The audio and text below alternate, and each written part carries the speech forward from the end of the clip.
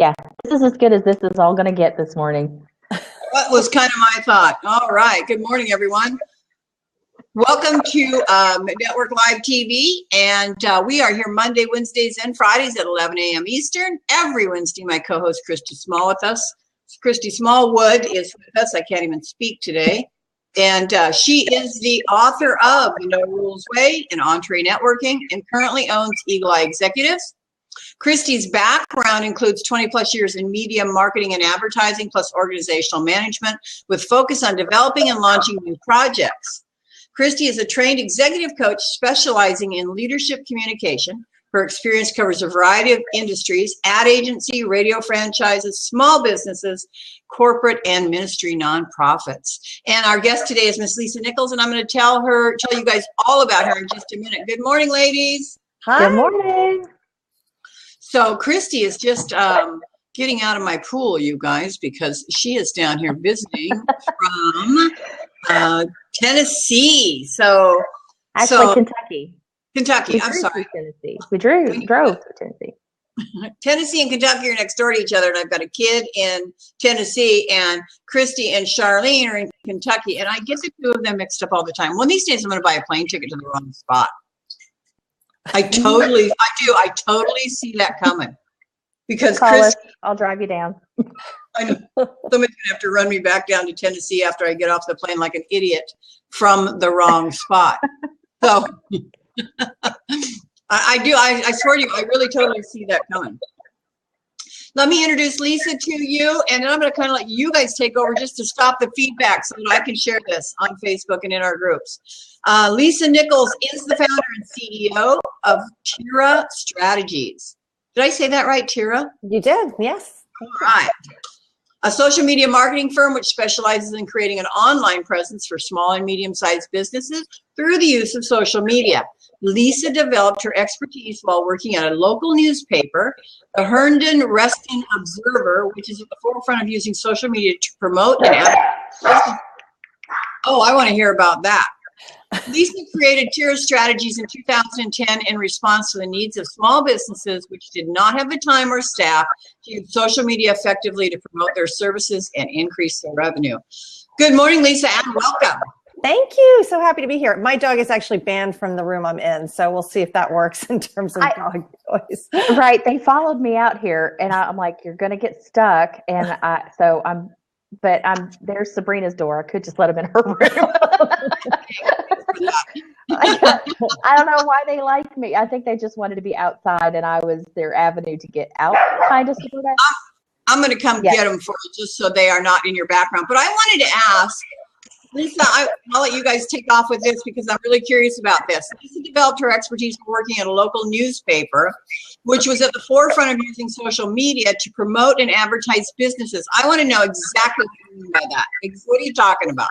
Well, so back in 2009, when I started working at the newspaper, I think the whole world was just starting with business pages. There were not that many around. And it was kind of an if you build it, they will come. So whenever anybody would put up a business page, they'd invite all their friends, and their friends would like the page, and the page grew, and that was it. And we would use social media at the paper to tag and promote our clients, and we did some ads with them about driving business for it. So there weren't, back in 2009, 2010, there were not a lot of people doing social media marketing for businesses. It was mostly the larger companies. No one had hopped on the bandwagon. So when the paper decided to close its doors because it just wasn't getting the ad revenue it needed, I had been working with some of my clients because I did ad sales, and I work with my clients, and they asked, they said, well, what do we do now? We don't know how to use this. We don't know how to market ourselves on social media. And I said, I've been doing this. Let me just open up Tira Strategies and start helping you guys with social media. And so we did that. And we did it where we would put up a page and just get people to join by virtue of loving us. And then, through the years, that's gradually stopped. And now organic reach has declined. You've got to do paid advertising. So that's kind of where I'm shifting my focus, and it's more about content and paid advertising. But, I always like to think back in 2009, 2010, the newspaper was really one of the few companies aside from the big ones, that was using social media effectively. And so it happened. I fell into it basically. And here I am 6 years later and, working for 20 plus clients and running ad campaigns and trying desperately to get people to like and share and tweet and love and post and et cetera. So that's it. So Lisa, you said they were, so now that things have changed, how have they changed what they're doing? Well, so the newspaper actually isn't in business anymore. It went out of business in 2010 due to really lower ad sales. It was, awful and just so heartbreaking. But for my clients, everything just kind of shifted into doing, I would say I've gone down and we still use Facebook, right? And we still post usually at least once a day, but I make them all do paid advertising. When I take on a client, I tell them they have to set aside a budget and they have to do paid advertising. And I won't take them on unless they agree to that. And that used to not be the case. And now the ads are getting more complicated, and we're putting ads on Instagram as well as Facebook. And we're doing a lot more demographic targeting aside from just geographic area. So there's I think you can just kind of see the shifts. The big one was organic reach. I was watching as it declined. Like I would sit there and look at my client numbers and, over the course of weeks or months, I'd think, wow, this is really interesting. These numbers are really odd. And then it kept happening over and over again. So the challenge is to do different things now that draw people in. And as we were saying, video and Facebook Live are huge. So trying to get my clients who are small businesses to and embrace that can be really challenging. I beg them. I'm like, just take a video, go outside, take a video and put it up, or do Facebook Live. And so the smaller businesses don't have the resources and are kind of hard to come to the table with that, but I still do everything I can to get them to do video and to do Facebook Live. And I'll, even if you guys know much about Facebook, like the carousels that you can do, even putting up a video of 5 or 6 pictures, and doing that on your page and your advertising really can drive so much more engagement than anything else you could do is like a static picture. So it's really just staying on top of trends that happen and trying to jump on them and, do what you can to get your client out there. On the video stuff, Lisa, have you found or have you gotten feedback from your people? What are your thoughts about their hesitation to do video? They're mostly small businesses, and I think they just don't have the staff and they're not used to it. So when I show them how easy it is, they're like, oh, this is great, we should do it more. And then they just forget about it. And I think, a lot of us tend to do that. Like, unless it's right, we're working on it, at the moment, we just forget about it.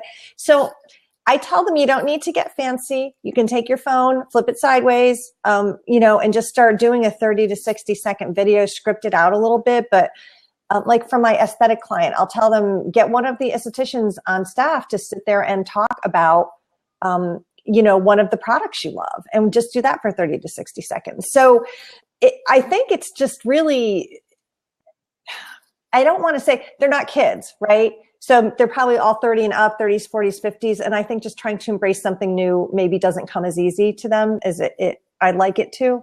So I think that's the hesitation, because when they see how well it works, they're amazed. I had a florist and we had static pictures, and I created an ad, which was kind of a scrolling video of her pictures. And the results were amazing. I was at like 3 cents per engagement or something. So when you show them it works, they're very excited about it. And it's just trying to continually get the content you need from them is the challenge.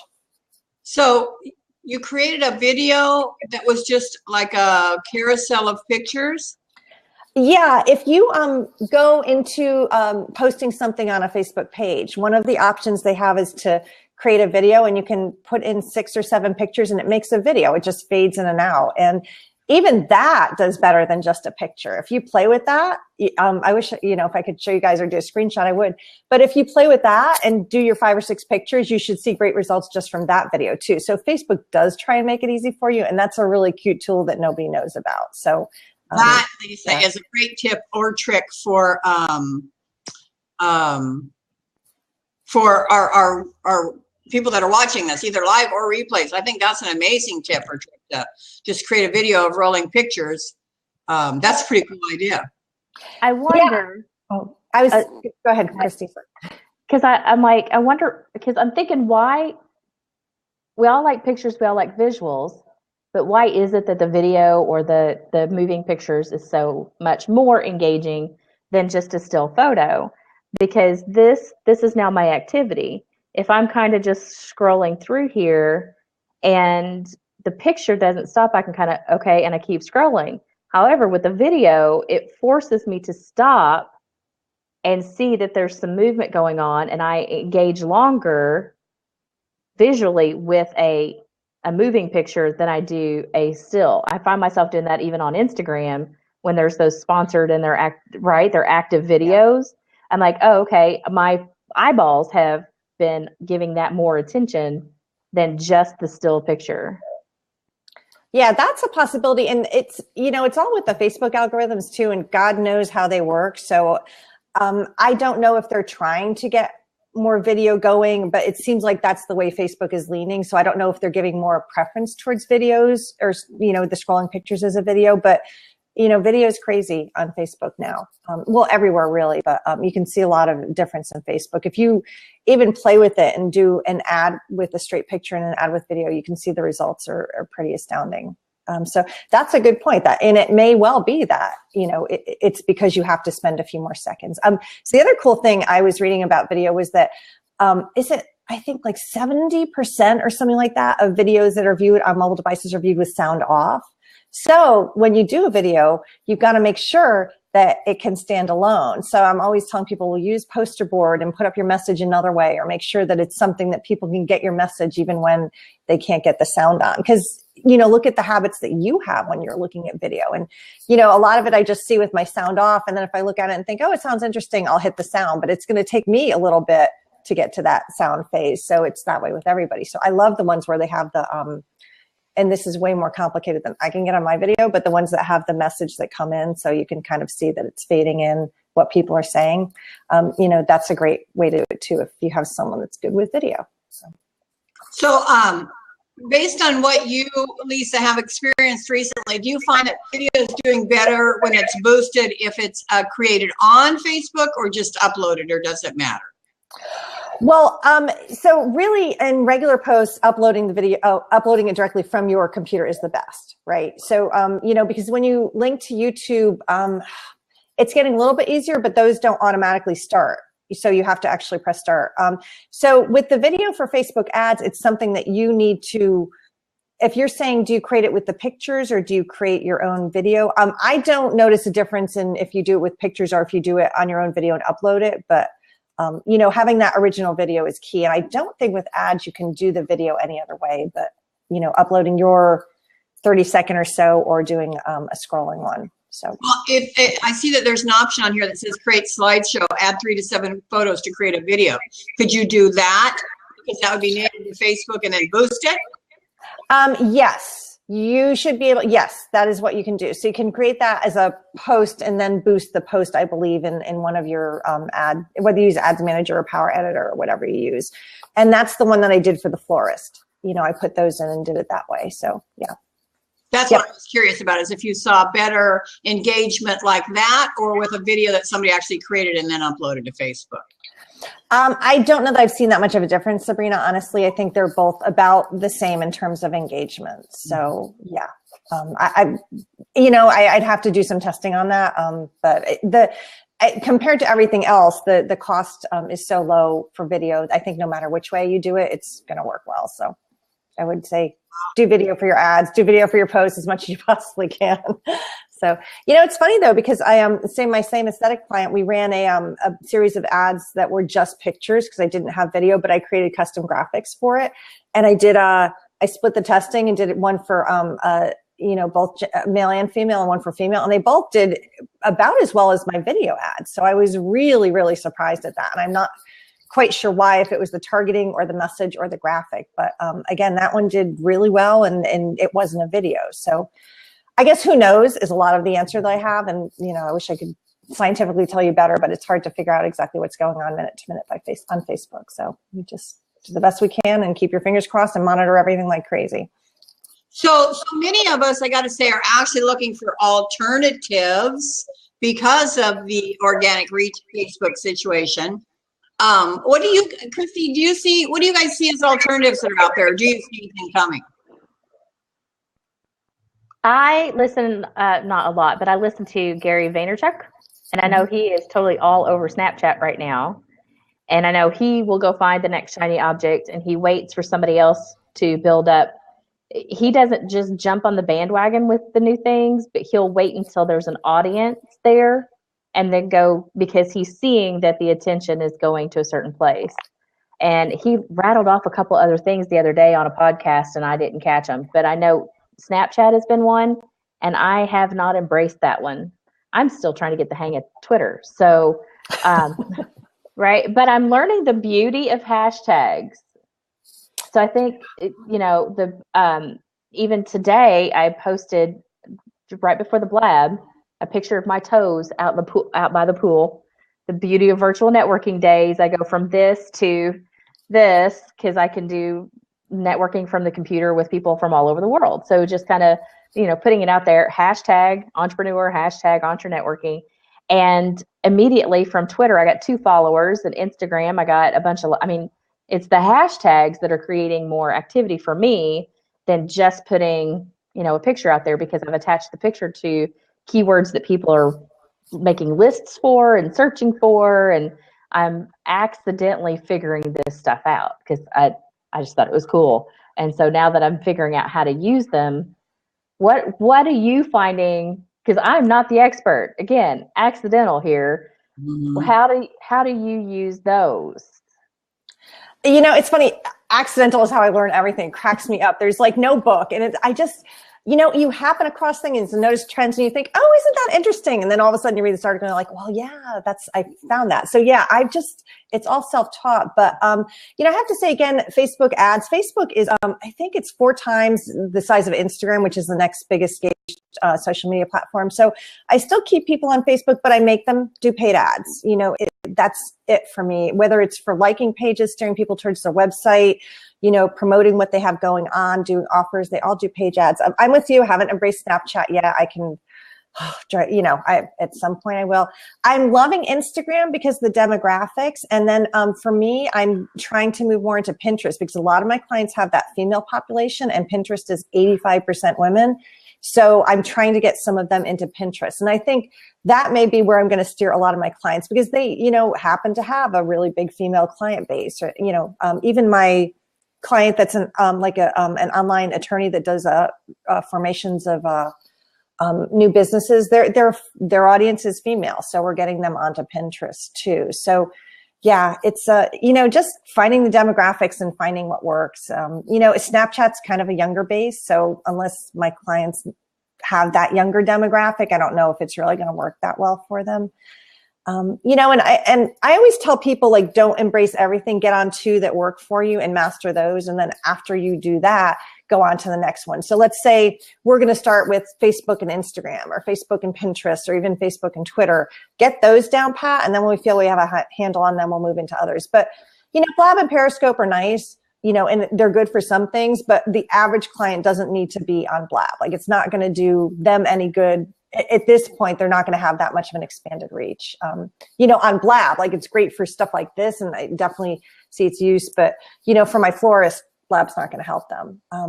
And then you were saying hashtags too. I love hashtags for Instagram. And so again, one of the other tips is that people say you can use up to, is it 30 or 33 hashtags? So the ideal is like somewhere between 3 and 30, but not everyone likes seeing them in the original post. If you put them in the first comment, it has the same effect as if they're in the post, but they're offset a little bit. And I love doing that because if I'm using 2 or 3, I'll put them in the original post. But if we're going to use a lot, then I always have the client drop them down into the first comment. And it matters. It does the same in the search, in the searches in the first comment as it does in the original post. So, or in the comments. So I think that's a neat tip too. I actually don't love using a ton of hashtags. I just not crazy about it, but some people like it. So, you go with that. I have to say, when Blab first hit the scene, they were rocking it. And I don't know what happened, but they've changed their focus. And now a lot of us, including me, I just use it as a recording platform for my show. Yeah, that's a good idea. Mm-hmm. So we can get 3 or 4 people in here talking about it. I can download the video, upload it to YouTube, post it on my website as a post with the embed code and all that kind of stuff. So for me, it's become really just nothing more than a video platform recording system. Yeah, that may be why some people are using it too. Oh, and you know, Christy, the other thing, Sabrina, Facebook groups are getting really big too. So if you're huge. Actually, I created my own group, you know, based on my business coach who was a guest here earlier, but I just think they're so big. So I'm trying to, where applicable, trying to get people to do them. The problem is that I don't want to administer Facebook groups for all my clients. So it may not be something that's in their reach, but if you're an entrepreneur with, you know, a service or something to sell, definitely jump on the Facebook groups and create your own if you have the time, but it is very time consuming to monitor and you know, and post and keep up to date on everything. So well, it's just like leading any other group, but yeah, if they're active, there's more activity. It's not like we're going to meet once a week. yeah, It's a yeah. all day, Yeah. every day, something could be going on with that. It is. And since you're the administrator, everybody's kind of looking to you for the answers. So you need to be sure you're staying on top of it. And yeah, it's a lot of work. You know, I found that out, but it's also fun. So, so yeah, but everybody's getting into groups, everyone. So. I know everybody's getting into groups, but I got to tell you, I'm in quite a few groups. I don't know, maybe a dozen. I try to pay attention to 2 or 3 to actually engage in 2 or 3 because that's really all you have time for. But I find that there's a serious lack of engagement in all groups. You know, I'm in some that have good engagement. I think a lot of it is the numbers. You know, once you get up to like 1,000 or so, you're getting great engagement. But until then, it's pretty good. I've seen decent engagement in the 500s and 600s. So I think it's just a matter of putting the time into it. Like you can't just put the group out, again, like Facebook in general. You can't just put the group out there and think people will come. You've got to promote it. You've got to talk about it. You've got to, you know, tell people about it in person, kind of constantly recruit people to get into it if you want it to be a vehicle for what you're doing. And so it's work, you know, it's not just fun stuff unless you just want it to be kind of a fun group. But I've seen some good engagement and gotten some good advice. There's a couple out there that are like 20,000 person groups. So there's always stuff going on, but I see those posts and I've actually learned a lot from that. So they've been helpful for me, but there's a lot of stuff to weed through. So you kind of have to keep half an eye on it. But I'm on Facebook all day. So it's easier for me to look at that than, you know, the average person basically. So. Yeah. Yeah. I think if you pick a couple that you like, I think that's a good idea too. So to kind of check out a bunch of them and then pick a few that you like and try and keep up with those few, and see if they're being helpful to you or if the engagement's good, then, you know, keep up with those. Mm-hmm.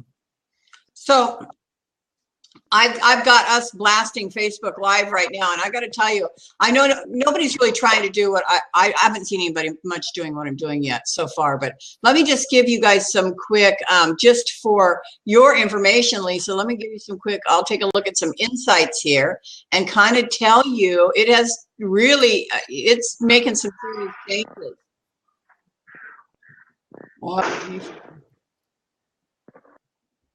So let's see, a couple days ago, I'm waiting for it to get done loading. So I'm kind of cheating with this whole cross-platform thing. So, but I think you've got to be a little creative, right? Yeah, you should see her tech center. The one by the pool? No, she's by the pool. I'm by the pool. I want to be by the pool. How do I get to be by the pool? Just come on down, be by the pool. I'm trying to find you some numbers here, but one of these blabs, I took one of these blabs and I broadcast it live for one of my pages, like I'm doing right now. I've got Facebook Live going, and my reach was like almost 400 on it. Nice, that's fantastic. Compared to the usual nothing. Yeah, yeah. You know, depending on how many are you doing on your business page or your personal page? I don't have Facebook Live anywhere else. Okay, so. Well, you can do it on your personal page. No, I don't have it. Oh, okay. I think some people may. I'll have to check into that. I know many people use it for business and for groups. You can do it. So, yeah, I'm seeing like for regular posts, like if you get 10% reach, you know, views, you're lucky, right? So, yeah, the video and live is where it's at. Everybody's saying it. It's just go live, go video, and you'll get a much better reach. So I don't know why Facebook is steering people that way, you know, but they are. So you have it. Maybe kind of as a way to combat YouTube and Google, possibly. Don't know. I have it on my personal. I know, and I don't. Yeah, so while you guys are here, you guys are gonna have to help me figure this out. Now it's because I'm on my phone. Well, you can only do Facebook Live on your phone. Okay. Right. Can't do it from a computer. Right, but sure. I only have it on my personal page. I don't have it on my group, and I don't have it on my profile. Oh, really? Okay. Huh. So I'll have to show that to Wendy and. Yeah. I'm with you, Christy. I got it live on my personal and on my group too. So I don't know. You guys, I need to do a quick pitch, of course, for Network Live Virtually. I just want to remind everybody to come visit us. We have several networking groups a week that are running currently. We have host Diana Sandora, Christy Smallwood, Charlene Burke, Brooke Borup, myself, Steve and Susie Santersola, where you can actually come and network with us live virtually and meet other people. So I'm going to put the link right here in the chat box for our current viewers and those that are watching our replays. You are absolutely invited. We use a product called Zoom, which allows us to have 50 people, although we never have that many. And I don't think we would allow that many, but if we have 12 to 15, everybody's on camera. We do have a small presentation. Everybody gets an opportunity to do their elevator pitch. So on an international level, it's really actually quite cool. And we do exchange contact information. So I just want to remind everybody, I've put the link right there. Feel free to share it with your tribe and your people, and come join us at Network Live Virtually. We have about 1,000 registered users currently in over a dozen countries. So that doesn't mean everybody shows up. Christy knows that, right? Mm-hmm. Well, I noticed you guys have the schedule on your website too, so that's helpful if somebody wanted to see that. It's good to see the schedule also and see what's going on. So, well, and the events change every week, but you can at least see what everybody's schedule, whether it's every Wednesday, every other Wednesday. You can see what's coming up for the week. A lot of times, what's happening each week changes. So, don't if you see it says to be announced, don't worry about it. The group's still happening. Just come join. We just don't have the guest speaker lined up yet, or we, forgot to submit our promotional stuff. Who knows what happened that week? Yeah. So how'd you come up with this idea? This is a great idea. I love it. How did this come about? So if you guys will just allow me this, I'm gonna do a quick live on my phone. Go for it. Just to kind of show everybody what you'll see. Hang on. So we're gonna go live here. Go live, connecting, describe your live, and we're doing virtual networking, right? So I'm walking through this process for anybody that's watching. This is what this is looking like. So I type in my title and I hit go live. 3, 2, 1, and we're live. Hey everybody, this is Christy Smallwood, and it's coming through my business page. But I wanted to show you, if you were ever wondering what virtual networking looks like, I'm going to hit my little button that says switch screen to the other side. And this should work. Hey, see, I'm live. Live. And we are virtually networking through networklivvirtually.com is the platform we use on a regular basis for all of our hosts that we get together according to the schedule that's listed on networklivvirtually.com. But what you're seeing today is our blab that we have. I'm co-host with Sabrina on Wednesdays. Sabrina hosts it, Sabrina being this one up here. I feel like we're the Brady Bunch. Are we the Brady Bunch? You do feel like you're the Brady Bunch. And we're live right now. I have Sabrina is our main host, and she is also the chief organizer, officer, mastermind of Network Live Virtual. And this is Network Live Virtual TV. Yeah. Right. So we do Network Live TV here on Blab. Exactly, here on Blab, and of course I've got my earphones in the computer, so you're just watching this on there. I do this, so now if you guys talk, I might actually hear it. So, and then we have a guest speaker today. That'd be Lisa up here. This is Lisa. Other way, you gotta point. Yeah. Facebook Live, I'm actually pointing at you, right? See? Oh, okay. There she is. Okay. So this is how easy this all actually is. It was a press of a couple of buttons and off we went to live. And so by utilizing Blab, we're able to talk about the Network Live virtual shows that each of us host through Sabrina's networklivvirtually.com. And then we have this Blab that we do on a regular basis, and everything's just connected so we can create more engagement. So if you want to know more about that, hang on, let me flip it back around, my little button. If you want to know more about virtually networking, look up entrenetworking.com or networklivevirtually.com, and you can learn all about it there, and I will see you later. Okay.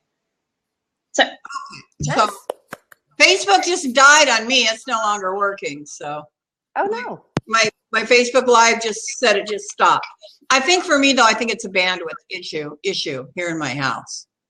So yeah, I just saw that through the phone. So where do you guys see the future of social media? Wow. what kind of question is that, Sabrina? Oh my gosh. No idea. Trying to keep up with what's going on now. Well, you know, it's just strange. I don't know. I don't know. I mean, we can't all keep using all these platforms. So it'll be interesting to see what happens because platforms come and platforms go these days. Have you noticed that? It's almost like people going to their favorite restaurants. You know, you have your favorite restaurant, but if you're in a foodie town, like Louisville's becoming a foodie town, we got to go try that next restaurant. We hear about how great this is. Let's all get together and go try that. And if they like it, they'll come back, however often they decide to come back. But whenever, like, either the service sucks or they don't have their favorite food anymore or whatever, then they'll go on to the next favorite restaurant. Yeah. Never thought about it like that. That's probably very true right there. Your favorite restaurant, right? Mm-hmm. Yep. Yeah. Some stuff's going to last, some isn't going to last. So you've got to, that's why I tell people not to jump on the latest trend because God only knows how long it's going to last. And if you spend all this time trying to get to know it and you're left with nothing at the end, that's no good. Mobile's, getting bigger and bigger, and video too. Like I have some, where were they? Crazy numbers on video that views have jumped like millions, doubled in, I don't know, 6 months or something insane like that. And then, mobile's big too. So I think that we're going to see less and less on our computers and more on our phones. And I don't know where that's going to take us. Is it going to be that we're watching everything on our iWatches from now on, which is possible. And you've just got to, I think, figure out ways to grab people's interest quickly and boldly instead of being more subtle about your messaging. So, our attention spans are getting shorter. We're not watching TV as much anymore. So, yeah, I don't know. I wish I could tell you I would be like a millionaire because I'd be all, I'm going to I got trend down. You'd know what was going on or where it was going. So I have to tell you, I think it's also changing the face of sales on social media. I mean, I can tell you for a year ago, just about anybody who got online and had a good program, a good evergreen product set up could get on Facebook and sell. Mm-hmm. I don't see that happening anymore. I see Amy Porterfield's same ad in my news feed 2 times a day for 3 weeks straight. So clearly, there's either, and I'm sure her ads are boosted, and I'm just using the term boosted for paid, Yeah. So clearly, I think there's so much happening on social media these days. I think people are just kind of tired of there's a lot of hacking going on. Would you agree? There is, I think personalities grab people now because you can see so much of a person on social media. And I also think that we're in this space, this online social media space, and there are a lot of people that aren't. So I think that there are opportunities to reach those people that aren't quite social media savvy with some more basic stuff. Like you think, well, everybody's inundated with all of the courses about how to do things on social media. But if I look at my clients and a lot of people I reach, they have no clue. And they're not going to know about Amy Porterfield or Gary or anybody like that. So I think that locally or, in smaller markets, there are still many, many opportunities to reach people and to help them out and to sell things to them because they don't know about the bigger stuff. It's funny because you see so much of, you think, oh my gosh, everybody's got their own webinar, their own this, their own that, and everybody knows about it. But that's just the communities we run in. And I think it's kind of a false sense of what's going on. I don't think that in real life, those communities are quite as big as we see them online. And so I think that there are still many opportunities to reach people who need help that don't know what they're doing. And I think you just have to target where you're selling instead of going after maybe bigger group of people who really know what they're doing. So, that's kind of where my focus is too, trying to work with smaller businesses. So when I offer webinars, they're for people who are local that, are really, really basic. Like, how do you create good content? How do you use Canva? How do you save time on social media? So I'm trying to do that, but on a smaller scale. I don't need to reach millions of people. I want to reach people that really need the help. And I think, Lisa, that is that is a very good idea. Instead of trying to be the Amy Porterfield and hit the whole freaking world for your evergreen product, use your boosting to hit your local market and make them aware of you. Christy Smallwood, like that idea. Well, because whenever I'm working with my small businesses, they don't understand how to even start with social media. They hear I have to be on Facebook and Twitter, and I don't know what to do with LinkedIn, and there's this other stuff and they're like, it's overwhelming. And so when typically the ones that I have these conversations with are in a networking environment. So we're already sharing drinks together, lunch, or whatever the case is, and we're having that conversation over food. And I'm like, think of your social media efforts as an extension of this conversation. How are you continuing a conversation with me after we leave this table? So whenever you're being social media, be social. Don't, right? Have it just an extension of the conversation we are having right now. Start there so they get their feet wet. It's not so overwhelming. They can include their personality. They start to get comfortable. Now let's put a strategy in. So if they've not been doing it before, it gets overwhelming. I'm like you, I'll tell them I'll pick two. Don't overdo it. Start there. Learn what you're doing. Create some engagement. And now then let's say go play, and then come back and then let's develop the strategy. Because if there's for some of what I like your florist, if there's too much pressure, are they going to be consistent with it? So I want to be able to give them something that they can be consistent with, and that's how I start. Now, I'm not a social media expert, but I can teach them how to at least feel comfortable with. Here's how to live in this world. Then I pass them off to people like you and Charlene and Wendy, who develop those strategies and say, here's what you need to do to get these results. But I'm pre you for those businesses. Good. We like for you. So I have to tell you, the funny thing is that the place where most of my clients get stuck is how to add me as an admin to their Facebook page.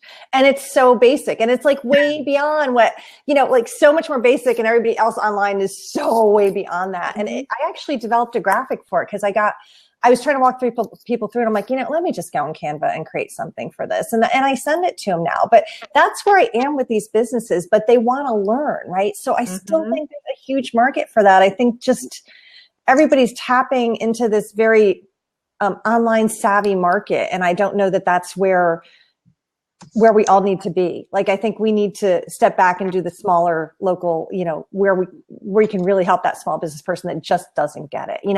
Everyone wants to be an entrepreneur and start, and they start online, but there's a lot of people out there that don't have that online presence, and they're the ones that need the help. So they're the ones I target really when I do what I'm doing.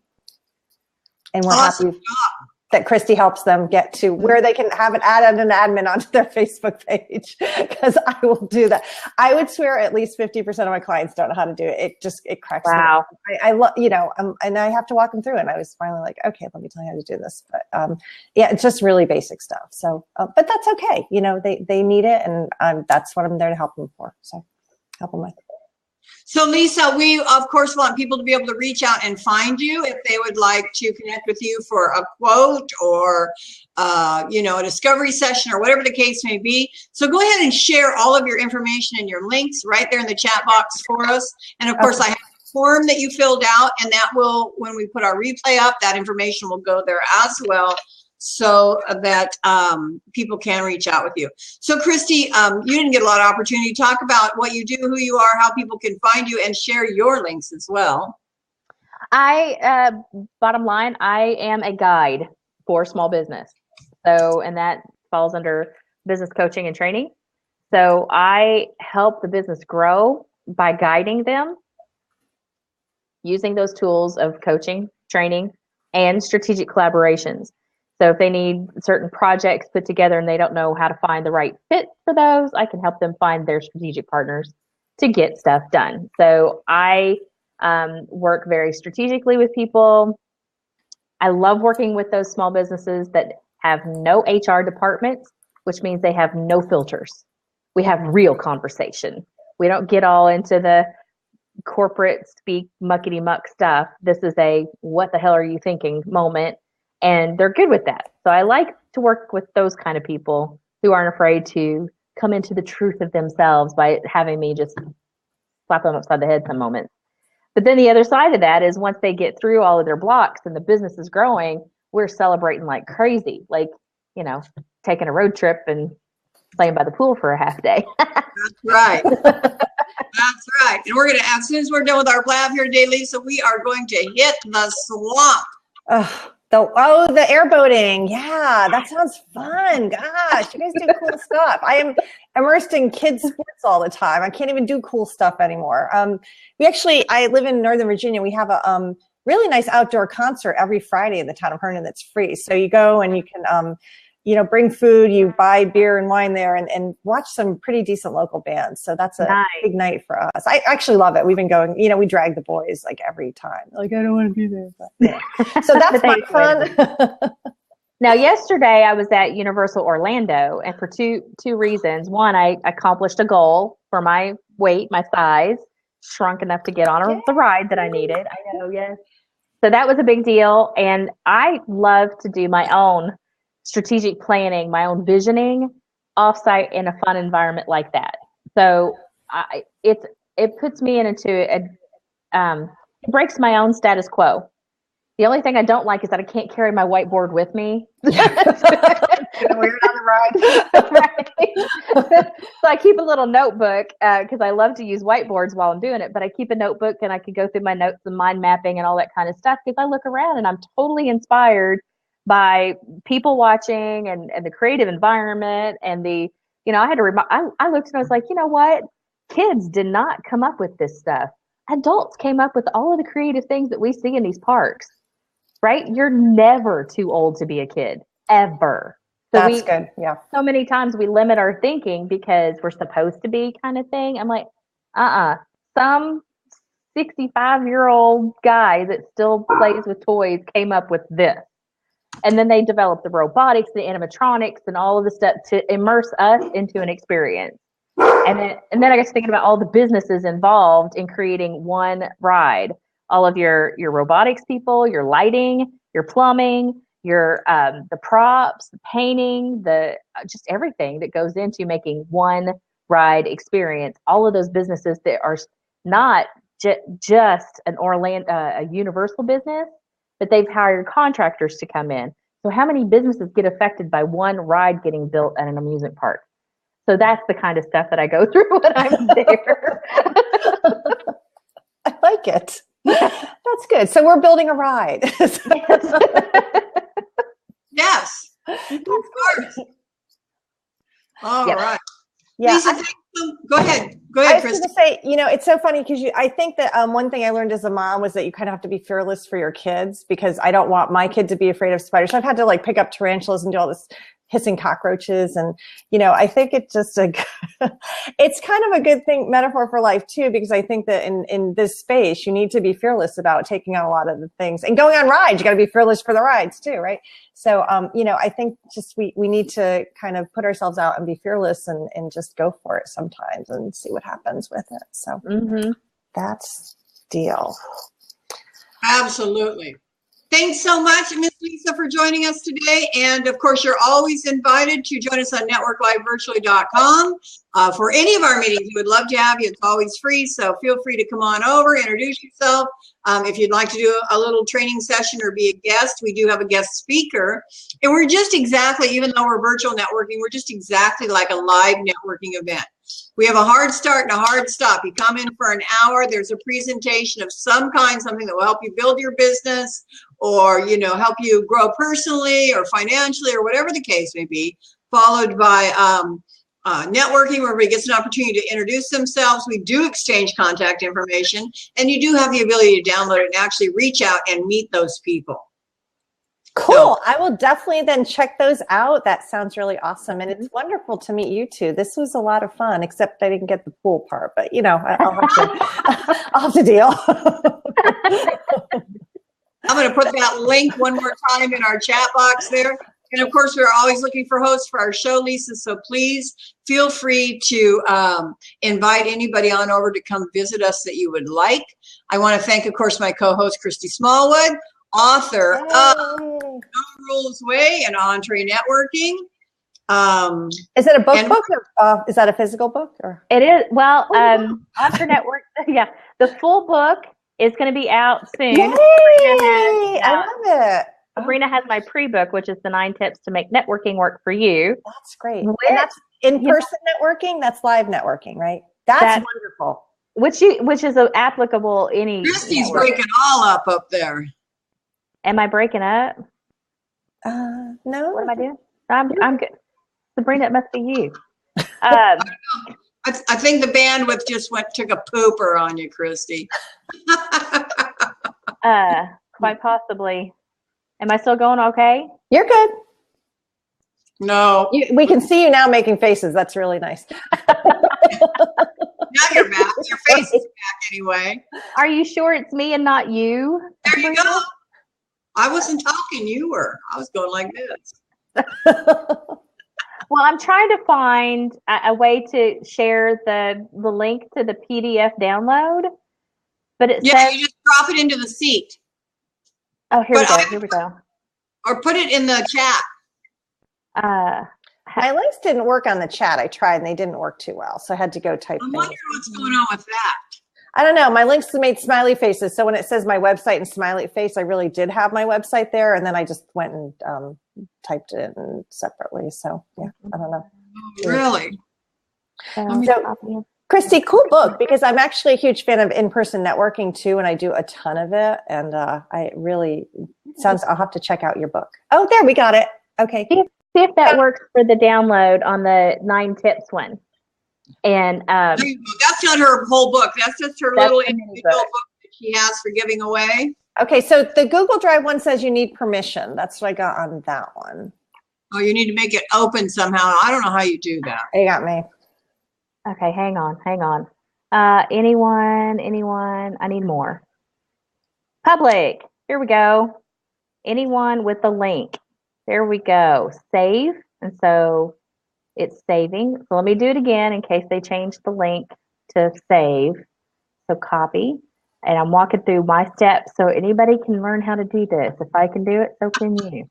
All right. So there we go. Copied and pasted. Yay! It did it. Awesome. Yay.